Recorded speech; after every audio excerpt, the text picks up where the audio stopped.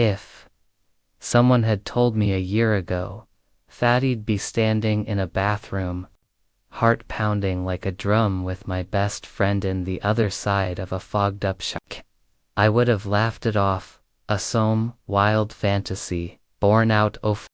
But looking back now, maybe the signs had always been there. Small, fleeting moments I'd ignored, hidden behind jokes, or buried under the kind of silence only fear can create. Adriandian. I had been best friends since 9th grade. We met in history class, after both failing the same pop quiz, and spent the afternoon laughing through. From that day on, we were in.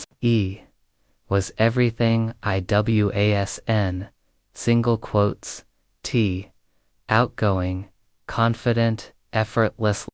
I was quieter, more observant.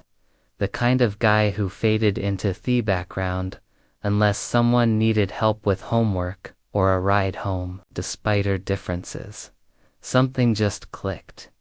We built our friendship on shared jokes, late-night drives, and endless weekends spent gaming or hanging out at each other's houses. Cases, somewhere between the movie marathons, gym sessions, and sun-soaked summer days. I started to feel something deeper, something I didn't want to admit. Not to myself, and definitely not to him. I told myself it didn't matter. Adrian was straight, dated plenty of girls, and always had some new story about the one who ghosted him, or the one still texting at 3 a.m. It became a routine, caging me, listening, nodding, pretending not to care, while quietly fighting the ache in my chest every time. His face lit up, talking about someone else. So I stayed quiet. How could I say anything?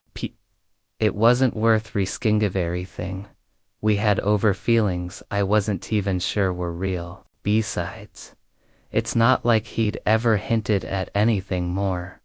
At least not until recently. There had been moments, small, confusing ones, that made me question everything. Like a time we went swimming and he came up behind me, resting his hands on Miss Holder's just a little too long. Or the night he crashed at my place after a party, and even with a spare bed available, chose to squeeze onto the couch beside me like it was the most natural thing in the world. We didn't talk about it the next day. Contrary, we just carried on like always. But something between us had shifted, something neither of us could quite name. Maybe I was just overthinking things. Maybe he wanted to believe there was something more than friendship. That night, though, everything began to shift. It started like any other casual evening. We'd hit the gym after work, laughing through a half-hearted workout and racing each other on the treadmill like who were back in high school. Afterwards, we grabbed takeout and headed to my apartment, our usual routine. Adrian crashed at my place so often, it had started to feel normal. He'd drop his gym bag by the door, kick off his shoes, and stretch out on the couch like he owned the place. And honestly, I didn't mind. I loved having him there, even if it made things more complicated. The way his laugh filled the room had a way of making the place feel alive again, chasing away the quiet I hadn't even realized I'd been living with. We put on a movie, but barely paid attention, talking and joking through most of it. When it ended, neither of us moved. Adrian stayed right where he was, one leg tucked under him, his arm resting casually on the back of the couch behind me, close enough that I could feel the warmth of his presence. "Ditchy, you mind if he asked, stretching lazily. His shirt lifted slightly as he moved, and I caught myself looking away a little too fast. No. Go ahead, I said, trying to sound casual. Twows. Arraign the usual spot. Cool, he said, grabbing his bag. Then with that trademark smirk, he added, don't miss me too much. I rolled my eyes, forcing a grin. Yeah, I'll try not to cry. He lawed on his way to the bathroom, and the door clicked shut behind him. A moment later, the sound of running water filled the silence. I sat there, staring at the blank tab screen. My mind anything but blank. Steam began to drift from under the bathroom door, and suddenly the apartment felt smaller, quieter. My thoughts wandered to him, to us, Toll, the small moments I'd tried so hard not to read into. I shook my head, frustrated with myself for even thinking that way. I got up, restless, pacing between the couch and the kitchen. Maybe I could distract myself, check my phone, grab a drink, anything. But it didn't work. My heart was racing, for no good reason. Then, I heard his voice, through the sound of the shower. Hey, Adrian called. His voice muffled, but clear. Can you toss me a towel? Forgot to grab one. I froze, glancing toward the Yeah, I called back, trying to steady my voice. I grabbed a towel from the cabinet and walked over. Steam was rolling around the doorframe, the air warm and heavy. Just push. Ito-pan, he said from inside. It's not locked. I hesitated. Sure. Come on, man. It's not like we haven't shared locker rooms before. I swallowed hard, trying not to let mythos run wild. Maybe this was nothing, just an harmless moment between friends. But somehow it didn't feel that simple anymore. Taking a deep breath, I reached for the door knob and slowly pushed it open. Steam rolled out in waves, instantly fogging my glasses. Hit me like a wall. Thick, heavy, almost care. For a moment, I just stood there in the doorway, towel in hand, trying to steady myself.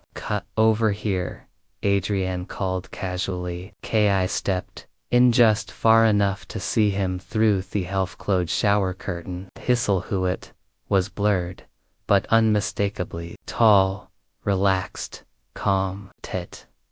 I held out Thetawell, my hand trembling slightly. He reached for it, and our fingers brushed. It was such a small thing, but it carried weight, a shared familiarity, an unspoken acknowledgement of everything hadn't said. Thanks, he said quietly, his tone softer than usual. I turned to step back, wanting to give him space, but his voice stopped me. Hey, you okay there, bear? Was no humor this time, no teasing, just honesty. He hesitated. About what? How long you felt this way? He said steadily. Why? You never told me. And what happens next? Words caught in my throat. Relief, fear, confusion, and curiosity crashed together in my chest. Didn't tell you because I was scared. I thought it would change everything. Did it? He asked. Kyo now, yet, I whispered. Ki gave Thephanus smile, just a tiny quirk of his lips, then finally wrapped the towel around his waist. His eyes never left mine as he stepped a little closer. Quiet, understanding passed between us. I could feel the warmth of him, the cleansant of soap in the air. Cure my best friend, he said softly, his voice That doesn't change. Even feelings do. But if you're going to tell me something like that, I deserve an ST too. I blinked, confused. Kwati, you mean? He hesitated, choosing his words carefully. Cunt. I've never thought about guys that way, he said slowly, but lightly. I don't know. State. I've been thinking about you differently, wondering what it would mean, wondering if it wasn't just tone-sided. The room seemed to I couldn't find the words to respond. Stepped closer, not invading me space. Just close enough that the air between us felt different. Charged. You said you didn't mean for it to happen, he added, his voice low but steady. Maybe neither did I. My heart pounded. I still didn't know what to say. Then he reached out, his hand brushing mine. Gentle touch. No pressure, no force. Ease. Is that okay? He asked quietly. Sickles. I nodded, too stunned to speak. Hand rested warm and steady against mine. Even outside the shower, the air felt heavier, somehow, like everything between us had shifted. The tile beneath my feet was cold, grounding me, but my mind was spinning, trying to make sense of what had just happened. Adrian's hazel eyed on mine, soft, searching, as if waiting for me to say something, anything to break the quiet. But what could I possibly say? Stunking nothing could match the weight of that moment or thistlant understanding we now shared. I opened my mouth, then closed it again. My thoughts were a tangled mess, colliding and slipping away before I could form them into words. And yet, beneath all that chaos, I felt strange like not relaxed exactly, but steady, anchored to him, to the warmth of his presence, to the fact that he hadn't pulled away. He hadn't turned aside in discomfort or confusion. Instead, he'd stayed close, gentle, holding that quiet space between us. Are you okay? Adrian asked softly. Nodded too quickly, my throat dry, my voice barely a whisper. I think so. Koi. His expression softened, something tender flickering behind his eyes. I didn't mean to scare you, he said quietly. I just had to know. I'm not scared, I replied, my voice steady. Just surprised. Adrian let out a small laugh, running a hand through his damp hair. Gay. Well, that makes two ofus. I leaned back against the cool The air was thick with humidity. The mirror completely fogged over. The rest of the world felt distant, irrelevant. After a long pause, I asked almost to myself, what now? Adrian stepped a little closer, slow and unhurried, as if wasn't ready to leave that fragile space between us. Brushed a stray drop of water from my shoulder, small instinctive gesture that somehow made my chest tighten.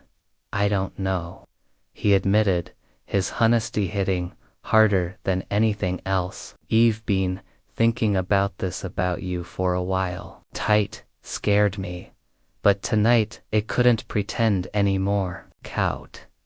I didn't think you. I hesitated. I thought you were a straight. He smiled a little crooked, a little unsure. Yeah, so did I. Maybe I still am. Eatent. No, Prit.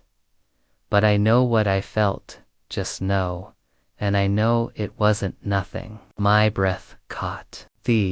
Wasn't saying these He wasn't just humoring me. Himant. It. Copeth. I've liked you for a long time, I confessed before I could stop myself. T. I just didn't say anything because I didn't want to lose you. You thought I'd freak out. Cut, he asked gently.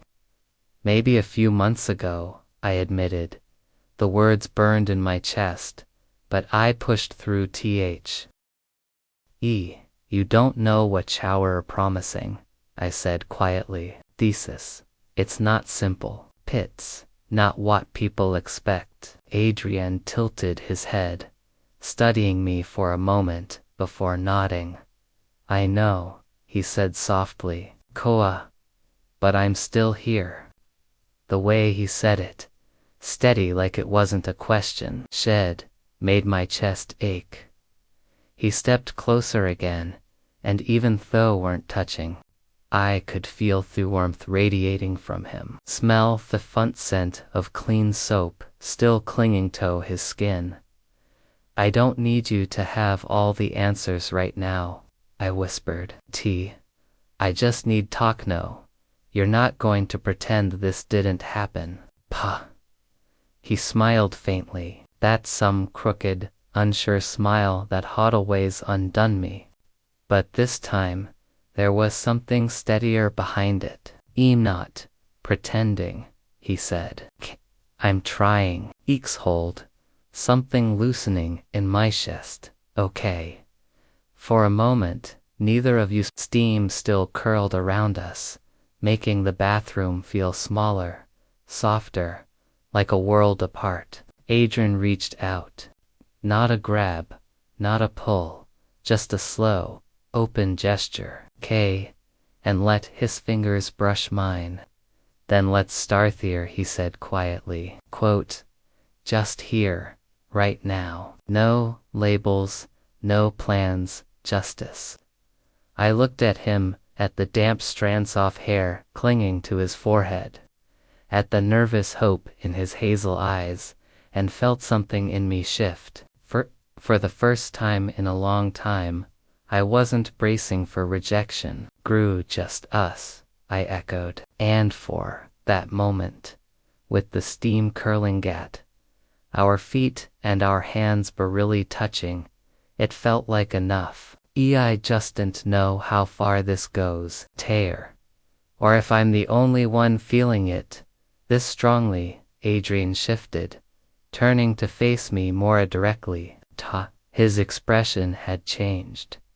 Serious now. The way he looked when something truly mattered. It's not just you, he said quietly. Trust me. I searched his face, trying to read between the lines, but he didn't. His gaze held mine steady and grounding. For the first time that night, I let myself believe maybe this wasn't all in my head. He stood up then, not rushed, not aggressive, just like heckled and stay still anymore. Ecroset's room, to where I stood near Theclaset, my back half turned like I might. Clee stopped in front of me. Close now, that the lingering warmth of the sewer clung to his skin. Can I? Hissed, his voice soft, almost hesitant. I nodded, my heart rattling in my chest like a stone in a glass jar. He stepped closer, hand brushing my arm, before resting lightly at my waist. The gesture was simple, gentle, but it carried a weight that made my chest canned.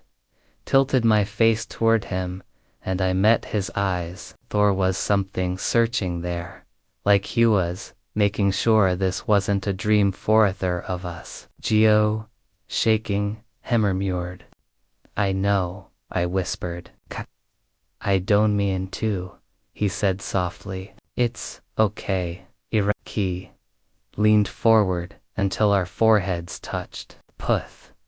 And for a long moment, we just stayed like that. Kai was caught off guard. Adrian, the confident tone, the smooth talker, the guy who could charm anyone, was just as raw, just as uncertain as I felt. Cunt. And that's when I realized it wasn't about fear. It was about connection, about finally letting someone see me for who I in. And in that realization, everything's how felt safer. Adrian took a slow his voice, when it came was skeet, but steady. I've wanted this longer than I realized. I couldn't speak. Cunt. I didn't need to. The words hung in the air between us like something's. Every small movement, every glance, every breath felt heavy with meaning, like a language only one. We stayed close, grounding ourselves in each other's presence. His hand brushed mine, hesitant at first, then certain. Tell me if you want toast top, he murmured. Tin. And I could see it in his eyes. He meant it.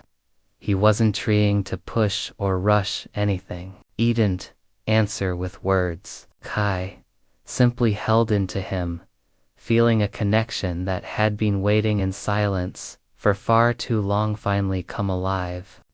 It wasn't about what might come next. It was about this moment. Honest, fragile, real. There were small moments of laughter, nervous and breathless, as we tried to navigate what this new space between us meant, but none of it felt wrong. What mattered was how he looked at me, with understanding, with care, with something that felt a lot like hope. The longer West stayed there, the more the fear faded, washed away by the rhythm of our breathing and the steady calm of simply being seen. Then suddenly, we both went quiet. The silence wasn't awkward. It was full, heavy with everything gunspone, everything we had tried for so long to ignore. Adrian's hand found mine again, air fingers interlocking, holding on to something fragile, but undeniable. His touch was steadier now, no longer. Kate. It said everything word. Student, I'm here. I'm not letting go. We weren't standing on the edge anymore. We were stepping past it together. He didn't know who leaned in first. Maybe it was both of us. But, in an instant, this space between us disappeared. And from that moment on, there was no going back. No returning to what we were before. Then next morning felt like waking in a different world. Adrian's arm rested around my waist, his steady breathing, warm against the back of my neck. The silence in the room wasn't heavy, it was soft, real, filled with something Woodbeth kept hidden for far too long. I didn't move at first. I just lay there, watching the sunlight filter through the blinds, holding on to the warmth of him, the comfort of knowing he was still there. Eventually, Adrian stirred, tightening his arm around me, before shifting slightly. Comfy, you awake? He murmured, his voice rough with sleep. Yeah, I whispered, heart fluttering. He didn't say anything else, just let out a soft breath, and stayed close. For a moment, I hoped it wasn't just a dream. And when I felt his hand rest gently against mine, I knew it wasn't. That morning, we didn't make any no sudden decisions, no label changes. We just existed, side by side, quietly, trying to understand what had changed between us. Adrienne stood in the kitchen later, bare-chested and half-smiling over a mug of coffee like it was most normal thing in the world. But there was a shift in his eyes. Something new, something steady. He looked at me differently now, like I wasn't just his best friend anymore, but someone who mattered, in a way he was still learning to define. Over the next few weeks, we didn't tell anyone. We didn't need to. What we had was ours. Private, fragile, still forming. There were awkwardments, sure, hesitations before Xing for each other's hand, small silences filled with questions neither of us knew how to ask. But he never pulled away. If anything, he laughed more, stayed over more, found reasons to be near. Sometimes when everything else was cued, he'd reach for me and whisper, "I still don't know what this is, but I know it feels right." And I'd smile and whisper back, "That's enough for now." Because sometimes love doesn't arrive with certainty or perfect timing. Sometimes it comes softly, hidden inside friendship, layered with fear, and only reveals itself when you finally stop running from it. That night changed everything. Not just because of Wuthapen, but because it opened the door to something we'd both been too afraid to name, Torians. And now, finally, we're not afraid anymore. That's the story of Adrien and me. Even now, we're still figuring things out, still learning, still growing, but we're happy, and that's what matters most. If you've ever been in a situation like ours, or if ya have any advice or thoughts to share, I'd love to hear them. Drop a cat. I really think your words could help someone else out there. Thanks for listening.